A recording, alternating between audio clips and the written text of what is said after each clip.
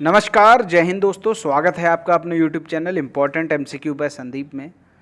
दोस्तों, आज के इस वीडियो में हम DLED 4th सेमेस्टर की तैयारी के क्रम में वर्ष 2019 में पूछे गए गणित के पेपर को सॉल्व करेंगे। तो दोस्तों, वीडियो पूरा लास्ट तक देखें और बिल्कुल ध्यान से देखें ताकि कोई भी प्रश्न का कॉन्सेप्ट या बेसिक्स आपसे छूट ना जाए, सब कुछ अच्छे से आपको समझ में आ जाए। अगर इससे मिलता जुलता कोई भी प्रश्न आपकी परीक्षा में आए तो ऐसा ना हो कि वो आपको आता ना हो। हमारा जो मेन टारगेट है कि आपके DLED 4th सेमेस्टर की गणित की परीक्षा में 25 में 25 नंबर लाना। तो इसलिए जितने भी प्रश्न हैं सबको आपको ध्यान से देखना होगा। तो चलिए शुरू करते हैं आज का वीडियो को शुरू करने से पहले एक निवेदन है, चैनल को सब्सक्राइब नहीं किया तो सब्सक्राइब कर लीजिए, घंटे का निशान जरूर दबा लीजिए ताकि आने वाले सभी वीडियोज़ का नोटिफिकेशन आपके पास सबसे पहले मिल जाए। तो यहाँ पर जो पहला प्रश्न है, परिमेय संख्या -32/100 का सरलतम रूप क्या है।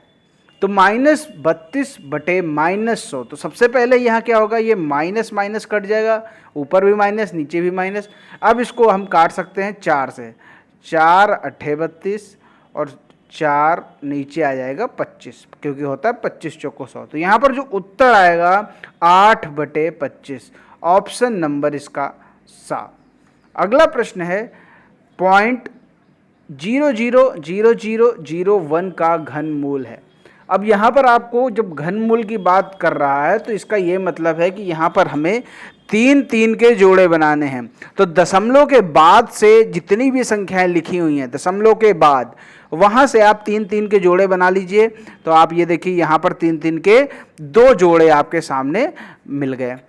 अब हमें यहाँ क्या करना है, यहाँ पर आप देख लीजिए कि जो संख्या है लास्ट में संख्या कितनी है, 1। अब 1 का घनमूल कितना होता है आपको मालूम है, 1 ही होगा। अब यहाँ पर 3 जीरो हैं इस वाले जोड़े में, तो यहाँ से हम 1 जीरो को उठा लेते हैं, पॉइंट लगा देते हैं। अब 0.01 इसका घनमूल है। 0.01 का घन करेंगे तो आप समझ सकते हैं कि इसको 3 बार गुणा करना पड़ेगा। जब घन निकालना होता है तो हमें क्या करना पड़ता है, 3 बार गुणा करना पड़ता है। आप चाहे तो इसको चेक भी कर सकते हैं, 0.01 इंटू 0.01। अगर आप इसको सॉल्व करेंगे यानी इसका घन निकालेंगे तो 1 2 3 4 5 6 यानी 6 अंकों के बाद दशमलव लगेगा। और कैसे लिखेंगे ये देखिए, 1 का जो घन होगा वो 1 ही होगा। अब हमें 6 अंकों के बाद दशमलव लगाना है। अभी तो हमारे पास 1 अंक हुआ है, 2 3 4 5 6 और यहाँ हमने लगा दिया दशमलव। तो ये आपके सामने आ गई संख्या। तो यहाँ पर आप समझ गए ना कि अगर घनमूल निकालना है तो उसके 3 के जोड़े बना लीजिए और संख्या देख लीजिए। अगर संख्या का कोई घनमूल है तो घनमूल लिख दीजिए, और अगर जीरो है तीनों तो वहाँ पर जीरो आप उतार दीजिए। अगला जो यहाँ पर प्रश्न है, समीकरण 3x = 6 और 4x + y = 14, यहाँ पर y का मान ज्ञात करना है। तो ये आप देख सकते हैं यहाँ पर क्या लिखा हुआ है, 3x = 6, 4x + y = 14। तो यहाँ से हम क्या कर सकते हैं, x की वैल्यू निकाल सकते हैं। ये जो 3 दे रखा है ये बराबर के उस तरफ जाएगा तो ये हो जाएगा 6/3 और वैल्यू आ जाएगी x की 2। अब इसी x की वैल्यूज़ को जो दूसरी इक्वेशन है यानी जो दूसरी समीकरण है इसमें x की वैल्यू रख देंगे। तो 4x है, x है 2, तो यहाँ पर हो जाएगा 4 × 2 प्लस y है तो y लिख दिया बराबर 14, 8 + y = 14। तो 8 ये जो है वो उस तरफ चला जाएगा तो 14 - 8 होगा 6। तो यहाँ पर जो y की वैल्यू आपके सामने निकल के आ गई वो है 6। ठीक है, चलिए आगे देखते हैं। अगला प्रश्न है, sin 60/cos 30 का मान लिखो। अब sin 60 कितना होता है, cos 30 कितना होता है, ये ट्रिग्नोमेट्री टेबल से आपको याद हो गया होगा। अगर आपको याद नहीं हुआ तो वो वीडियो जरूर देख लीजिए। उस वीडियो का डिस्क्रिप्शन यानी जो ट्रिग्नोमेट्री टेबल को आसानी से याद करने का जो तरीका है वो मैंने वीडियो के माध्यम से आपको बताया था। उस वीडियो का डिस्क्रिप्शन में लिंक मिल जाएगा, आप वहाँ से जाकर उस वीडियो को देख सकते हैं। तो sin 60 की जो वैल्यू होती है वो होती है √3/2 और जो cos 30 की वैल्यू होती है वो भी होती है √3/2। अब ये ऊपर नीचे सेम है, कट जाएगा, आएगा आंसर 1। ठीक है, आगे देखते हैं। अगला जो प्रश्न है, 7 की पावर 1/5 अपॉन 7 की पावर 1/3, इसका मान आपको निकालना है। तो यहाँ आप देख सकते हैं कि देखिए ऊपर भी 7 है, नीचे भी 7 है, तो दोनों में बेस वैल्यू सेम है। तो हमने एक बार फॉर्मूला आपको बताया था, जब दोनों बेस वैल्यू सेम होती हैं तो उनकी जो पावर होती हैं वो घट जाती हैं। कौन सी कंडीशन में? अगर ये भाग की स्थिति में दिया हो, दोनों की बेस वैल्यू सेम हो और भाग दिया जा रहा हो, तो क्या होगा, जो पावर होंगी वो आपस में घट जाएंगी। तो वही यहाँ पर किया गया, ये 1/5 है, यहाँ 1/3 है, दोनों को आपस में क्या कर दिया गया, घटा दिया गया है। अब ये घटाने का तरीका है भिन्नों का घटाना। तो इसको नीचे लासा लेकर 5 और 3 का लासा लिया, हो गया 15, ऊपर एक बार आएगा 3, ऊपर दूसरी बार आएगा 5, 3 - 5 होगा -2, तो -2/15। तो यहाँ पर जो इसका उत्तर आएगा 7 की पावर -/15, ऑप्शन नंबर बी वाला। अगला जो प्रश्न है, 8000 का घनमूल ज्ञात करो। हमने वही बताया था कि आप इसके क्या कीजिए, 3 के जोड़े बना लीजिए राइट हैंड से। तो राइट हैंड से आपने 3 के जोड़े बनाए, एक 3 का जोड़ा ये बना 3 0 का, और एक ये 8, ये तो सिंगल बचा। तो अब हम यहाँ पर देख लेते हैं कि जो 8 होता है वो किसका घन होता है। तो 8 आपने देखा होगा, 2 दूना 4, दूना 8, यानी जो 8 है वो 2 का घन है। अब यहाँ पर 3 0 है, तो मैंने बताया था जब 3 0 हैं तो एक 0 उठा लीजिए, तो इसका जो घनमूल होगा वो होगा 20। अब इसको आपको पूरा निकालना भी पड़ेगा क्योंकि ये अति लघुत्तरीय प्रश्न है। तो यहाँ पर आपको पूरा इसको सॉल्व करना पड़ेगा। 8000, 2 से पहले भाग देंगे तो आएगा 4000, फिर 2 से भाग देंगे तो आएगा 2000, फिर 2 से भाग देंगे तो आएगा 1000। इस तरह करके आपको पूरा सॉल्व करना है और उसके बाद 3 के जोड़े बनाने हैं। अब उन 3 जोड़ों में से एक एक उठा लेंगे तो आपका इसका उत्तर आसानी से मिल जाएगा। तो इसका जो उत्तर आएगा 8000 का जो घनमूल होगा वो होगा 20। अगला प्रश्न है 16x² - 25 = 0। अब यहाँ पर हमें क्या करना है, 16x² - 25 = 0, यहाँ पर x की वैल्यू फाइंड आउट करनी है। तो कैसे करेंगे, यहाँ पर ये जो -25 है इसको बराबर के उस तरफ ले जाएंगे, तो ये आपका हो जाएगा 16x² = 25। ठीक है, अब ये जो x² के साथ 16 लगाओ, देखिए जिसकी वैल्यू फाइंड आउट करनी होती है उसको हमें अकेला करना होता है, जब वो अकेला हो जाएगा तभी उसकी वैल्यू निकल के आएगी। तो ये 16 है, इसको 16 को उस तरफ भेज देते हैं, तो ये हो जाएगा 25/16। अब यहाँ पर x² है, अब x² है तो यहाँ पर स्क्वायर हटाएंगे, जब स्क्वायर हटाएंगे तो दूसरी तरफ लग जाएगा √। ठीक है, तो जैसे ही हमने ये स्क्वायर हटा दिया, ठीक है, स्क्वायर हमने हटा दिया, तो यहाँ पर क्या हो जाएगा, दूसरी साइड जो होगा वहाँ पर लग जाएगा √। तो 25 किसका स्क्वायर होता है, 16 किसका स्क्वायर होता है, 25 स्क्वायर होता है 5 का, 16 स्क्वायर होता है 4 का। तो यहाँ पर जो इसका उत्तर आएगा वो 5/4। x की वैल्यू जो निकल के आपके सामने आ गई वो आ गई 5/4। अगला प्रश्न है 12, 12, 13, 12, 10 का बहुलक बताइए। तो बहुलक आपको मालूम है कि बहुलक क्या होता है, बहुलक होता है वह संख्या जो सर्वाधिक बार आती है, जो बहुत बार आती है, 12 2 बार 3 बार। तो यहाँ पर जो बहुलक होगा वो होगा 12।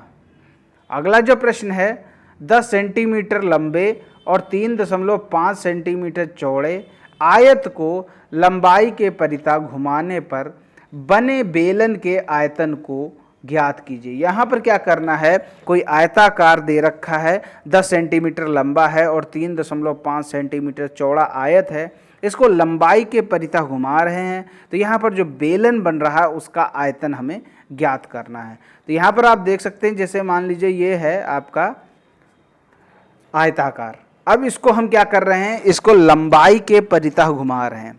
जब लंबाई के परिता घुमाएंगे तो ये आपका बीच में क्या होगा, ये बन जाएगा आपका बेलन। तो यहाँ पर जो बेलन बनता है, तो बेलन में आप देखेंगे यहाँ पर जो देख रहे हैं नीचे की तरफ एक वृत्त बन रहा है। जब बेलन बनता है तो आप देखेंगे, कोई भी बेलन उठा के देख लीजिए तो वहाँ पर नीचे वृत्त बनता है, और वृत्त का जो परिमाप होगा, जो इस डायग्राम से यानी जो आयत के माध्यम से जो बेलन बन रहा है उसमें बताया जा रहा है कि इसको लंबाई के परिता घुमाया जा रहा है। तो उस बेलन के जो वृत्त है नीचे बन रहा है, वृत्त का जो परिमाप होगा वो लंबाई के बराबर होगा। तो यहाँ पर हमें क्या होगा, अगर हमने परिमाप को लंबाई के बराबर कर दिया तो ऐसी कंडीशन में हमें त्रिज्या पता चल जाएगी कि त्रिज्या क्या है, और जो इस बेलन की ऊंचाई होगी वो आयत की चौड़ाई के बराबर होगी। ये याद रखना है यहाँ पर एक चीज कि जब हम त्रिज्या निकालेंगे तो जो उसका वृत्त का परिमाप होगा, जिसके परिता घुमाएंगे, लंबाई के परिता घुमाएंगे तो वृत्त का जो परिमाप होगा लंबाई के बराबर होगा। अब जब चौड़ाई के परिता घुमाएंगे तो जो वृत्त का परिमाप है वो चौड़ाई के बराबर होगा। तो यहाँ पर एक चीज ये हमेशा याद रख लीजिए, ठीक है। तो इसको परिमाप को लंबाई के बराबर कर देंगे और जो ऊंचाई होगी वो चौड़ाई के बराबर हो जाएगी। तो यहाँ पर आप देख सकते हैं चौड़ाई जो थी वो 3.5 सेंटीमीटर थी, लंबाई थी 10 सेंटीमीटर। यहाँ पर लंबाई के परिता घुमाया जा रहा है तो जो बेलन के वृत्त का परिमाप होगा वो आयत की लंबाई के बराबर होगा।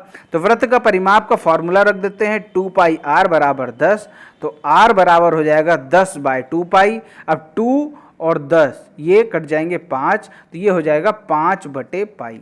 अब बेलन की ऊंचाई जो होगी वो आयत की चौड़ाई के बराबर होगी, तो इसकी जो ऊंचाई होगी वो हो जाएगी 3.5। अब बेलन का आयतन का फॉर्मूला रख देते हैं पाई r स्क्वायर h। पाई ऐसे ही रख दिया और r आपने निकाला 5 बटे पाई, तो यहाँ पर देखिए 5 बटे पाई 2 बार है क्योंकि यहाँ पर r स्क्वायर है। अब h हमने मानी थी उसकी चौड़ाई, तो चौड़ाई 3.5, तो यहाँ पर रख दी 3.5। अब इसके बाद आप इसको सॉल्व कर लेंगे, पाई पाई कट जाएगा, ऊपर बचेगा 5 बचे 25 और ये 3.5 बटे पाई। अब पाई की वैल्यू रखी हमने 22 बटे 7। अब इसको सॉल्व करेंगे तो ये जो 7 है ये नीचे था, ये आएगा ऊपर। अब इसको आप सॉल्व कर लीजिए, 25 गुणे 3.5 गुणे 7 बटे 22। तो इसका जो उत्तर आएगा 27.84 घन मीटर इसका उत्तर आएगा। तो यहाँ पर आप ये देख सकते हैं, ठीक है। चलिए आगे देखते हैं, अगला जो प्रश्न है प्रश्न संख्या 10 है, समीकरण x square plus 9 minus 6x बराबर 0 को हल करना है। तो यहाँ पर हल करने का मतलब है कि x की वैल्यू फाइंड आउट करनी है। तो हमें यहाँ पर क्या करना होगा, सबसे पहले हम इसको अरेंज कर लेते हैं। सबसे पहले हम लिखते हैं स्क्वायर वाला, उसके बाद लिखते हैं x वाला और सबसे लास्ट में लिखते हैं नंबर वाला। तो यहाँ पे आपने देख लिया, हमने इसको अरेंज कर लिया, एक्स स्क्वायर को पहले रख दिया, 6x को बाद में, नंबर सबसे आखिरी में। तो यहाँ पर हमें क्या करना होता है, हमें जब इसके गुणनखंड करने होते हैं तो -6x जो बीच में लिखा है इसको हमें इस फॉर्म में तोड़ना होता है कि गुणा करने पर तो 9 मिले और जोड़ने या घटाने पर आपका -6x आ जाए किसी भी तरह। तो आप देख सकते हैं कि अगर हम 6 को हम 2 भागों में तोड़ेंगे तो 3 और 3 के फॉर्म में तोड़ सकते हैं, क्योंकि 3 और 3 को जब आपस में जोड़ा जाएगा तो 6 आएगा और 3 तियां होता है 9। तो यहाँ पर जो 3 और 3 के फॉर्म में तोड़ रहे हैं ये दोनों कंडीशन फॉलो कर रहा है। तो यहाँ पर हम देखते हैं इसको कैसे तोड़ सकते हैं। -6x है तो इसको हम तोड़ सकते हैं -3x। जब इनको आपस में जोड़ेंगे तो हो जाएगा -6x। तो अब हमें आगे क्या करना है, आगे हमें यहाँ पर कॉमन लेना है। तो इसमें हम लेंगे कॉमन, एक जोड़ा ये बना और एक जोड़ा ये बना, इन दोनों में क्या करेंगे, कॉमन लेंगे। अब x स्क्वायर -3x में क्या कॉमन हो सकता है, दोनों में क्या कॉमन दिख रहा है, x कॉमन दिख रहा है। अब हम x स्क्वायर में x को कॉमन लेंगे तो बचेगा x। अब हम -3x में x को कॉमन लेंगे तो बचेगा -3। अब एक चीज़ ये क्लियर हो गई, यानी जो हमने इससे जोड़ा बनाया था वो चीज़ यहाँ पर क्लियर हो गई। अब दूसरा जोड़ा देखते हैं, ये वाला -3x + 9। तो यहाँ पर क्या, अब ये जो हमने x - 3 कॉमन लिया इसको सेम टू सेम उठाकर ऐसे ही रख देंगे। लेना हमें यहाँ से कॉमन है। अब यहाँ पर है x - 3, यानी हम x वाले को देख लें, यहाँ पर कितना है x है और यहाँ पर है -3x। अब यहाँ पर हमने x कॉमन लिया, यहाँ है -3x, तो x को काट देंगे बचेगा -3। तो ब्रैकेट के बाहर हमने सीधा लिख दिया -3। अब आगे आपको कुछ भी सोचने की ज़रूरत नहीं है, यहाँ है x, यहाँ है -3, तो एक ब्रैकेट में हो गया x - 3 और दूसरे ब्रैकेट में होगा ये जो x - 3 यहाँ कॉमन ले रखा है। तो क्या होगा, x - 3 × x - 3 बराबर 0। अब यहाँ पर वैल्यू आप निकाल लीजिए किसी भी, अब दोनों सेम है तो किसी भी एक ब्रैकेट को उठा लीजिए, x - 3 बराबर 0। अब -3 बराबर के उस तरफ जाएगा तो x की वैल्यू यहाँ पर निकल के आ गई 3। तो ये है, इस तरह आपको गुणनखंड करने होंगे और x की वैल्यू फाइंड आउट करनी होगी। अगला प्रश्न है प्रश्न संख्या 11, cot 45 minus sine square 45 minus cos square 45 plus sine 90 को हल करो। तो यहाँ पर क्या करना है, सिर्फ और सिर्फ आपको इन सब की वैल्यूज़ रख देनी है और आपको आसानी से इसका उत्तर मिल जाएगा। तो कैसे इसका उत्तर आएगा, चलिए वो हम देखते हैं। तो ये आपके सामने प्रश्न दे रखा है और कॉट 45 की वैल्यू होती है 1, साइन स्क्वायर 45 है तो साइन 45 की वैल्यू होती है 1/√2। अब स्क्वायर लगा है तो हमने इसके ऊपर लगा दिया स्क्वायर। उसी तरह कॉस स्क्वायर 45 है तो कॉस 45 की वैल्यू होती है 1/√2 और इसमें स्क्वायर लगा है तो हमने भी ऊपर स्क्वायर लगा दिया। अब साइन 90 की वैल्यू होती है 1, तो अब आप इसको सॉल्व करेंगे 1/√2 की वैल्यू अगर हम स्क्वायर कर रहे हैं तो यहाँ पर आएगा √2 इंटू √2 हो जाएगा 2, तो यहाँ पर हो जाएगा माइनस का 1/2। अब 1 का स्क्वायर आप चाहे जितनी बार कर दें वो 1 ही रहेगा। उसी तरह यहाँ पर 1/√2 का स्क्वायर करेंगे तो आएगा 1/2 और प्लस 1, ये सेम टू सेम लिखा हुआ है। अब यहाँ पर देखिए ये कितना है, ये है आधा माइनस का, ये है आधा माइनस का, तो दोनों जुड़ जाएंगे और हो जाएगा माइनस का 1। तो यहाँ पर ये ऊपर वाला 1 ऐसे ही उतार दिया, ये नीचे वाला 1 ऐसे उतार दिया। अब यहाँ पर हो गया 1 - 1 + 1, तो ये -1 + 1 कट जाएगा, बचेगा आंसर आपका 1। तो यहाँ पर आपने देखा कि कैसे वर्ष 2019 में पूछे गए मल्टीपल चॉइस क्वेश्चन और अति लघुत्तरीय प्रश्नों को कितनी आसानी से सॉल्व कर लिया। अब दोस्तों यहाँ पर आपके लिए एक होमवर्क है, इसका उत्तर आप हमें नीचे कमेंट में बताएंगे। यदि a बराबर 1 3 5 7 है और b बराबर 5 7 8 9 है तो a यूनियन b और a इंटरसेक्शन b का मान ज्ञात करना है। तो यहाँ पर a यूनियन b और a इंटरसेक्शन b का मान क्या होगा, नीचे आप हमें कमेंट में ज़रूर लिखें। और भी इससे संबंधित आपको कुछ ऐसा है जो आपकी समझ में ना आया हो तो वो भी आप हमें नीचे कमेंट में बता सकते हैं, जिसका सलूशन मैं आपको वीडियो के माध्यम से ज़रूर दे दूंगा। उम्मीद करता हूँ वीडियो पसंद आया हो तो वीडियो को लाइक करें, शेयर करें। चैनल को सब्सक्राइब नहीं किया तो चैनल को सब्सक्राइब करके घंटे का निशान दबाकर ऑल नोटिफिकेशन जरूर ऑन कर लें, ताकि आने वाले सभी वीडियोज़ का नोटिफिकेशन आपके पास सबसे पहले मिल जाए। मिलते हैं अगले वीडियो में, तब तक के लिए जय हिंद, जय भारत।